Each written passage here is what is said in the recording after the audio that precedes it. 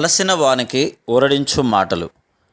సహోదరుడు భక్తి సింగ్ గారి పరిచర్య నుండి సేకరించిన అనుదిన ధ్యానములు. సెప్టెంబర్ 6. నేను జీవించువాడను, కానీ ఇదిగో యుగయుగములు సజీవుడనై ఉన్నాను. ప్రకటన గ్రంథం 1వ అధ్యాయం 18వ వచనం. పరిశుద్ధ గ్రంథములో యేసుక్రీస్తు యొక్క రెండవ రాకడ ఎంతో ముఖ్యమైన అంశం.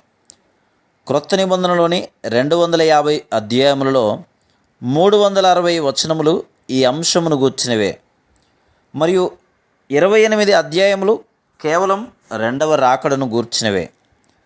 ఈ అంశము ఎంతో వివరంగా రాయబడింది.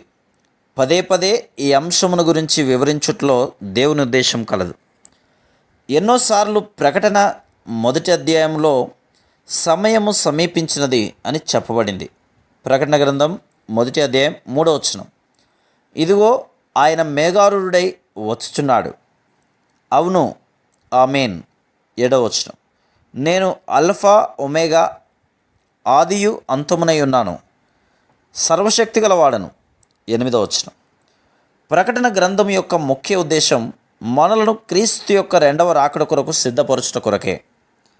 మనం ఆయన రాకడ కొరకు సిద్ధపడి ఉన్న యెడల అనేక అపాయములు, అపవిత్రత, మోసముల నుండి తప్పించబడగలం. అనేక మంది ఈ అంశమును గూర్చి అనేక సిద్ధాంతములు మరియు బోధలను గూర్చినదేనని తలంచుటను బట్టి నిజముగా సత్యమును గ్రహించక ఎటువంటి ఆనందమును పొందరు. ఈ అంశము నీవు బహుమానం పొందుటకు పరీక్షలో ఉత్తీర్ణ అగుట వంటిది కాదు. ఇది నీకు సమృద్ధి అయిన ఆనందమును ఇచ్చును. ఇదే విజయవంతమైన జీవితమునకు రహస్యం. ఇది అపోస్తలుడైన యోహానుకు ఎంతో నిరాశ, నిరుత్సాహ పరిస్థితిలో ఉన్నప్పుడు దర్శన రీతిగా తెలుపబడెను. మనమందరం కూడా నిరాశ లేక నిస్పృహలకు గురి అవుదుము. మన చుట్టూనున్న పరిస్థితులు ఎల్లప్పుడూ మనలను నిరాశపరచును. అపోస్తలుడైన యోహాను యేసు ప్రభు యొక్క ప్రియమైన శిష్యుడు. ఈ విషయం యోహాను సువార్తలో 6 సార్లు రాయబడెను. ఈ శిష్యుడు దేవుని వాక్యము నిమిత్తము, యేసుక్రీస్తు విషయమైన సాక్ష్యము నిమిత్తమును పద్మాసు ద్వీపములో చెరసాలయందు బంధించబడెను. ఇది శిష్యుల గ్రాహ్యమునకు మించినదిగా ఉండెను. అంత్యదినములయందు ఇలాగుననే జరుగును.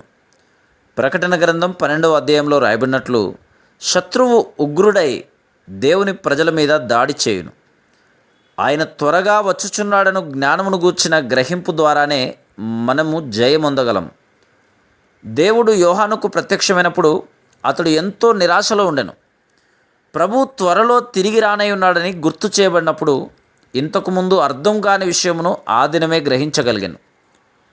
మనము సహనమును కోల్పోవలసిన అవసరం లేదు. మనము ఓపికతో కనిపెట్టిన యెడల ఆయన మహిమలో ప్రత్యక్షమైనప్పుడు మన ప్రతి ప్రశ్నకు జవాబు పొందేదము. ఆ దినమున రక్షణ కార్యము సంపూర్ణముగా చేయబడి రక్షణ యొక్క గొప్పతనమును గుర్తించి రక్షకుని యొక్క గొప్పతనమును ఎరిగెదము. ఆ దినము కొరకు మనం సిద్ధపడుట మనకు ఎంతో వింతైన సంతోష ఆనందమును కలిగించును. Praise the lord.